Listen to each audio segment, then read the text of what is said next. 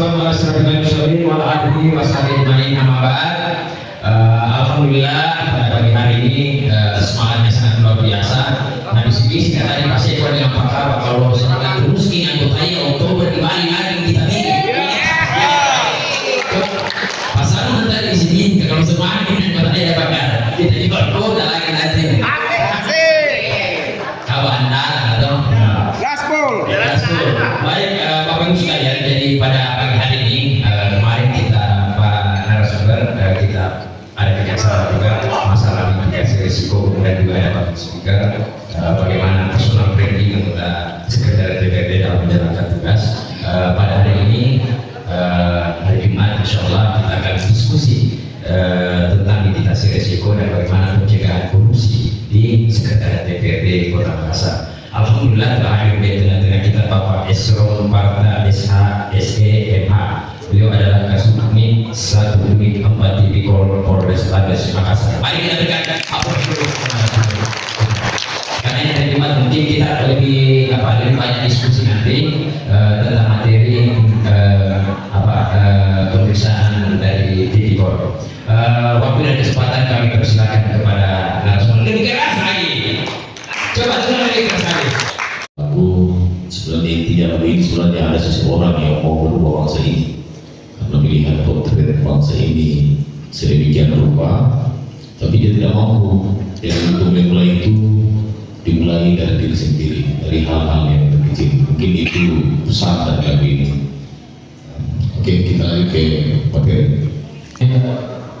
Pada kesempatan ini saya akan membawakan materi manajemen risiko dan pencegahan tindak pidana korupsi di lingkungan sekretariat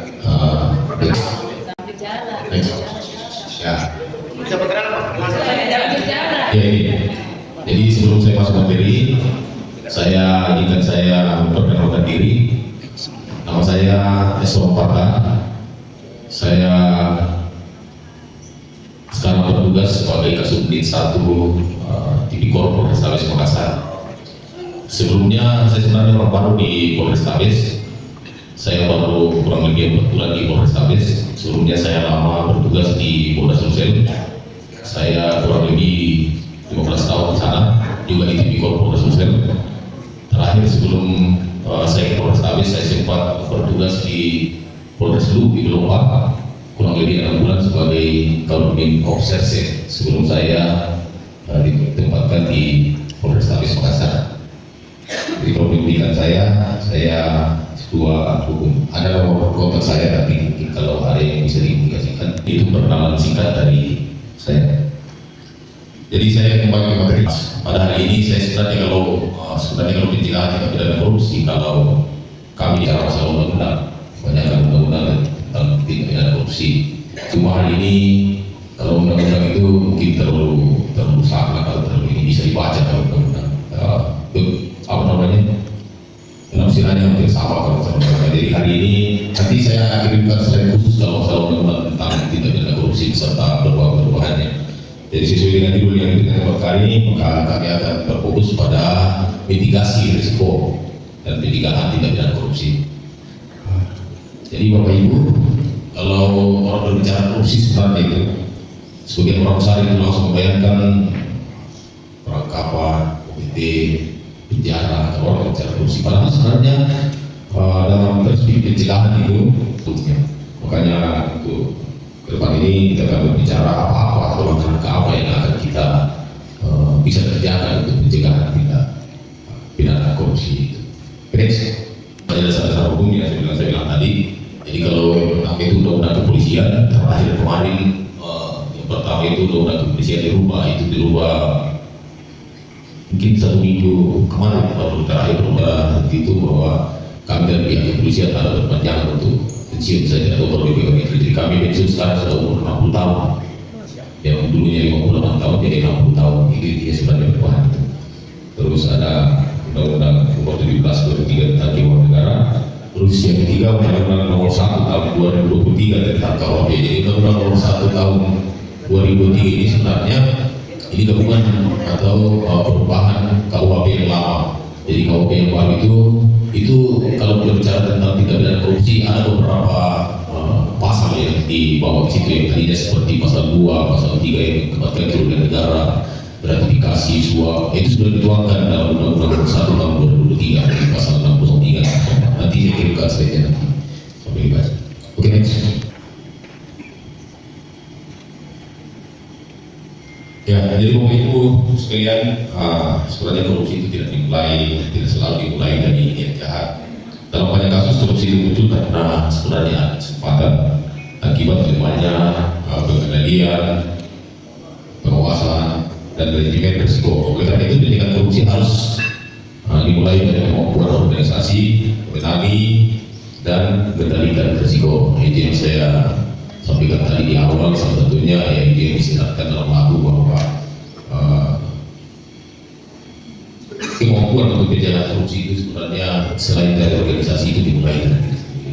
Kalau diri sendiri sudah berkomitmen bahwa saya tidak akan melakukan hal-hal yang di luar ketentuan, ya itu sudah bagian dari pencegahan korupsi. Jadi next, ada beberapa yang sempat saya kami katakan hari-hari rawan memiliki tingkat risiko korupsi yang lebih tinggi pasar, diantaranya pengadaan barang dan jasa, penjualan dinas, kegiatan riset dan kunjungan kerja, pengelolaan anggaran di kegiatan PPRD, pengelolaan aset, ada honorer dan belanja pendukung. Jadi pada intinya bahwa yang rawan korupsi itu adalah setiap proses yang melibatkan anggaran, yang anggaran itu berisiko penyimpangan. Jadi mungkin ini ada beberapa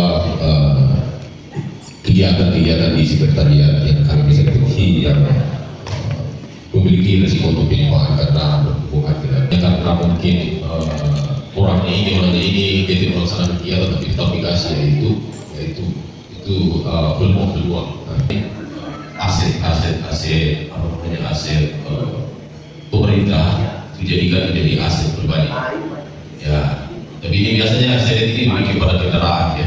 Tapi nanti itu pun juga nanti lebih kepada yang kekuasaan.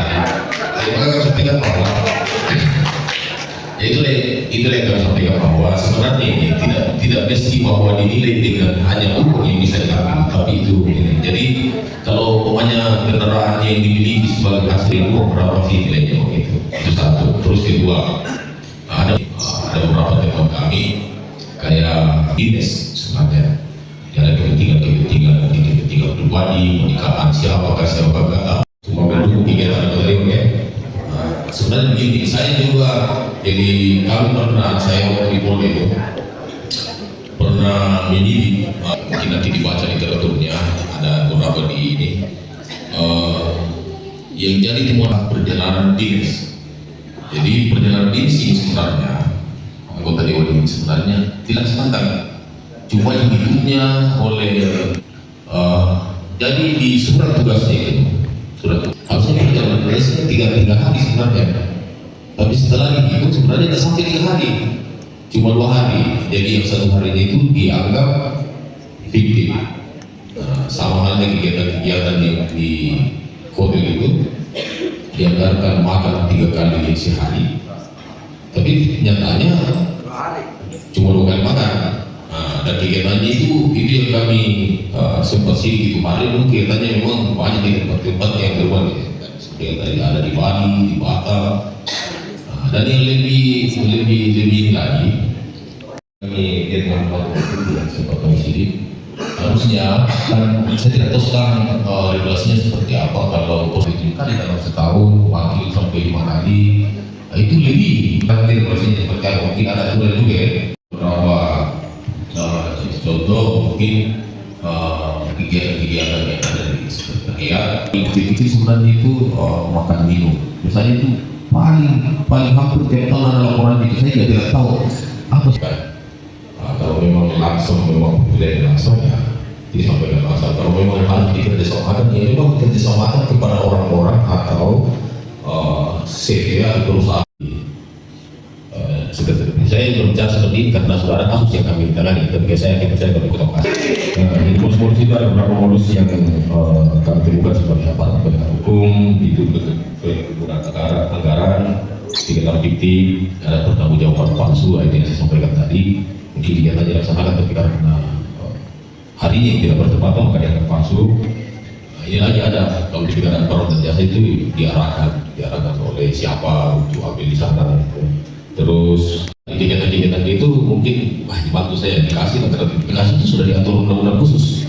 Ada lagi selainnya yang pada itu saya bilang tadi. Jadi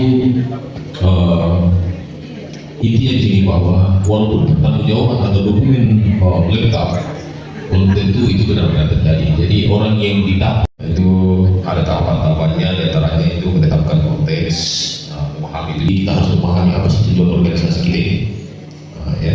Terus ada identifikasi risiko, menentukan risiko yang mungkin menghambat tujuan itu, ada analisis risiko, identifikasi atau dampak-dampak yang akan ditimbulkan, tetapkan langkah mitigasi yang tepat, dan terakhir itu yaitu pengendalian kegiatan yang dilaksanakan itu berjalan.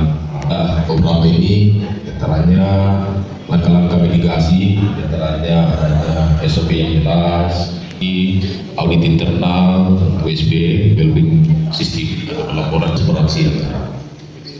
Terus next, jadi ini yang harus menjadi acuan kita yang sempat kami lakukan. Jadi peran pimpinan itu dalam pengendalian mitigasi risiko tadi itu harus menjadi teladan. Ya, pemimpin itu menunjukkan sikap jujur, patuh terhadap aturan dan konsistensi dalam tidak mengambil keputusan. Terus aturan harus ditegakkan kalau memang iya atau tidak.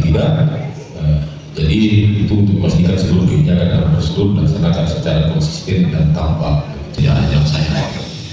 Terus, ini yang susah ini menolak gratifikasi. Jadi menolak gratifikasi itu benar-benar tipis sama-sama terbuka kita bilang ini dapat gratifikasi dari saya, ya. Nah, itu yang perlu dibedakan. Karena begini, kalau jabat terbuka itu kita sudah menjalankan aturan sesuai, tapi karena orang ini merasa terbantu maka kita diberikan sesuatu itu sudah menggantikan maka kita ambil.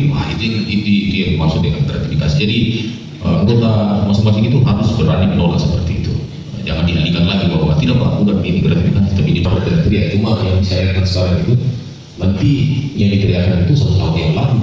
Nanti karena ada kepentingan baru dibuka lagi. Nah, jadi ini yang harus kita. Kalau memang salah, ya harus dilaporkan penyimpangan itu. Makanya tadi itu kembali ke PBC yang pertama tadi sistem.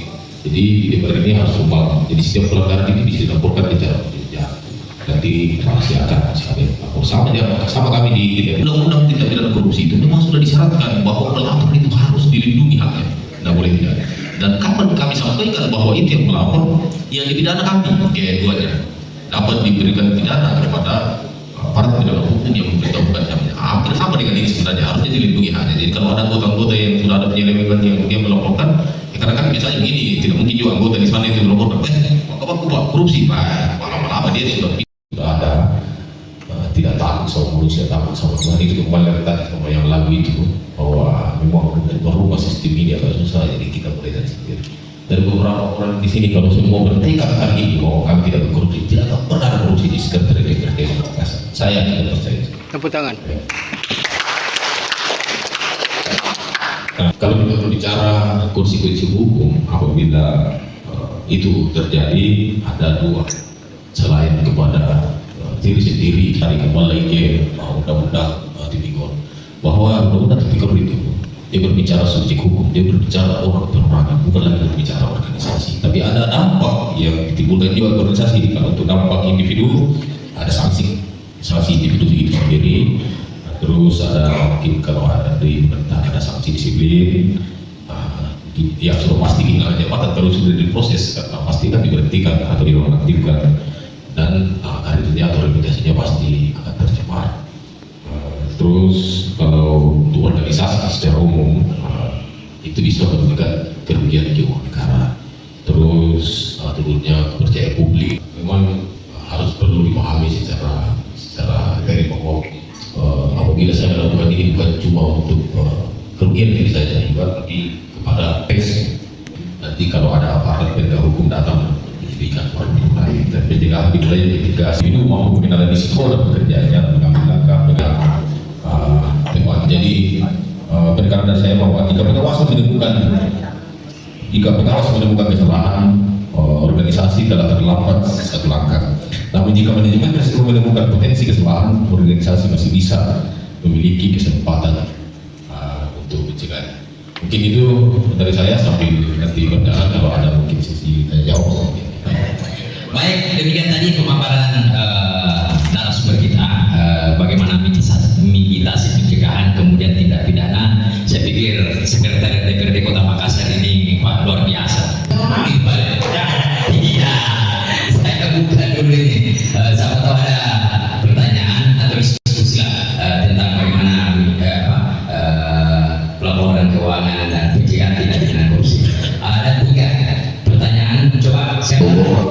Staf bagian humas protokol Sekretariat DPRD Kota Makassar. Yang saya ingin pertanyakan ini terkait aset, Pak. Apalagi aset di Kota Makassar ini, Bapak Wali Kota kami sudah bekerja sama dengan pihak kejaksaan untuk bagaimana mengembalikan aset-aset yang dikuasai oleh pihak-pihak luar, Pak. Apalagi di untuk kerja kami di Sekretariat DPRD itu, alhamdulillah Pak, aset itu sudah sangat rapi, teratur, diatur oleh sekwan kami. Alhamdulillah beliau sangat rapi dalam mengatur aset. Nah, yang ingin saya pertanyakan, Pak, apakah di Undang-Undang Tipikor atau turunan dari undang-undang itu ada yang mengatur terkait standar penggunaan atau penguasaan kendaraan dinas, Pak? Standarnya, Pak, bagaimana standar untuk penguasaan atau pemakaian penguasaan kendaraan dinas, Pak? Saya kira itu. Terima kasih, Pak. Assalamualaikum warahmatullahi wabarakatuh.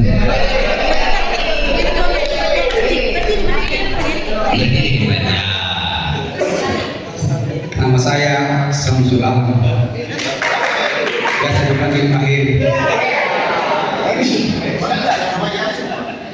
Jawatan saya sehari-hari bagi untuk mereka. Pertanyaan saya tentang bukan aset, pasang mobil. Maksud saya, banyak sekali orang ini pakai mobil. Kalau kita kasih bengkel, lain dia punya apa itu? Plat. Ya, banyak juga lain yang ganti platnya. Bagaimana resikonya ini, Pak? Iya. Kita bertanya begini. Kau bisa bertanya tidak mau, kita yang tidak anu bisa bertanya. Gimana resikonya itu? Ya. Oke. Assalamualaikum warahmatullahi wabarakatuh. Nama saya Muhammad Sabtu Baga, Pak Presidenan. Jabatan. Bagus Pak Kawan. Tapi benar, saya ada alibi daripada motor kepolisian, yaitu transformasi dan menuju produksi yang presisi. Tapi karena ini kemana dia penyidik Tipikor. Yang saya mau pertanyakan di sini kemana di kubu kepolisian, apakah sudah di sini juga? Karena saya bicara itu bukan ada fakta ternyata. Pertama, masyarakat awal mengapa ogah-ogahan mempertertib dari lalu lintas? Karena mengambil SIM di mobil pelayanan public city itu, masa dikasih target harga 400.000 SIM? Ini di mana aturannya? Kalau polisi juga transparan, pendanya atau anggarannya itu SIM, penggantian sekian, pengambilan barang sekian. Di mobil pelayanan sini Kota Makassar, Komandan Tabe, itu perlu disebut juga. Itu arti tidak pidana korupsi. Arti tidak korupsi. Tapi saya coba Pak tes. Terima kasih Pak.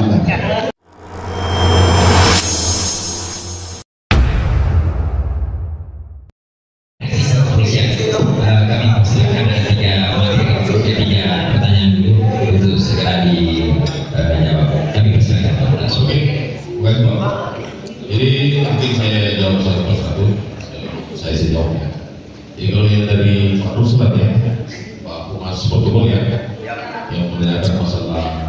aset sudah sama dengan kejaksaan. Jadi memang pihak kejaksaan memang memberikan ruang di Datuk sebenarnya itu membalikkan aset-aset yang dikuasai oleh pribadi-pribadi. Pertanyaannya tadi, apakah di undang-undang tipikor itu ada yang mengatur mengenai penggunaan aset itu sendiri ya? Jadi saya jelaskan bahwa di undang-undang tipikor sebenarnya itu, sebenarnya undang-undang tipikor itu adalah garis akhir sebenarnya. Sebenarnya itu kita tidak tahu sebenarnya sampai sana. Karena kenapa? Di undang-undang tipikor itu sebenarnya itu dia sudah memberi sanksi, jadi dia pidana di sana. Jadi kalau aturan untuk mengenai regulasi penggunaan ini sebenarnya itu harusnya diatur di Permanis. Sebenarnya sudah ada sebenarnya itu, sudah ada. Tinggal yang jalankan sebenarnya ini.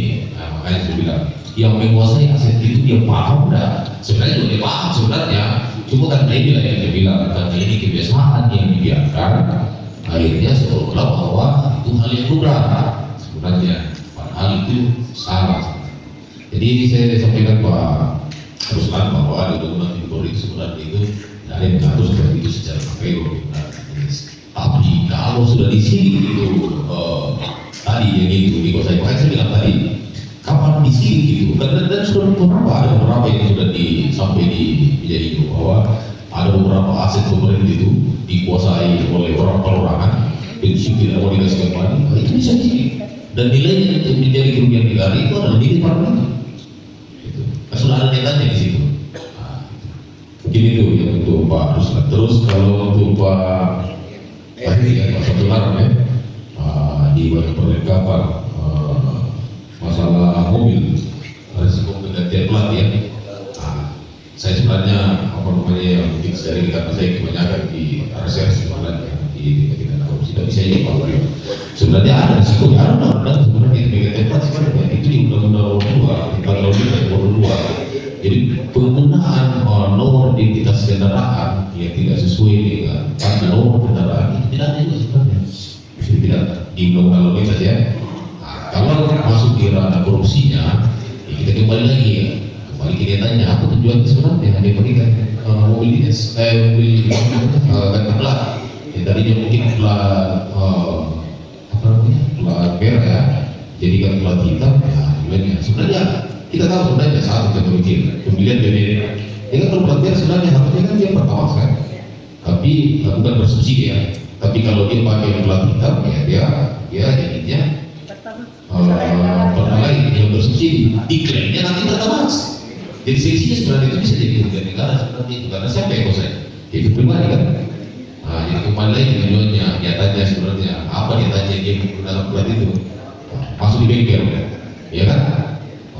Masuk di bengkel. Harusnya dia sebenarnya mobil pribadi tapi dikasih dari mobil dinas, tagihan mobil pribadi, jadi tagihan mobil dinas pak itu berarti juga dia mungkin sudah ada yang seperti itu ya. Nah, terus kalau yang terakhir Pak Saifudin ya, Saifudin dari bagian persidangan. Jadi begini. Sebenarnya yang Bapak sampaikan itu sebenarnya itu sudah banyak dan bukan cuma disampaikan di sini, tapi di media sosial juga gitu. Tapi yang saya heran juga sampai sekarang tidak ada orang yang berani melaporkan itu sampai sekarang. Itu satu. Nah, terus kedua, kalau memang polisinya kita mau ke sana untuk menyidik, sebenarnya itu yang terjadi di sana sesuai dengan aturan yang saya bilang tadi. Kalau kita bilang. Tapi faktanya yang Bapak alami sebenarnya itu tidak seperti itu, ya kan? Nah, mereka bisa tanya sama Bapak baiknya transfer atau cash? Pasti cash kan? Ya. Itu sesuatu yang bukti aja Pak. Jadi kembali lagi saya bilang gini. Mungkin ini pendapat pribadi saya, tapi saya tidak tahu nanti.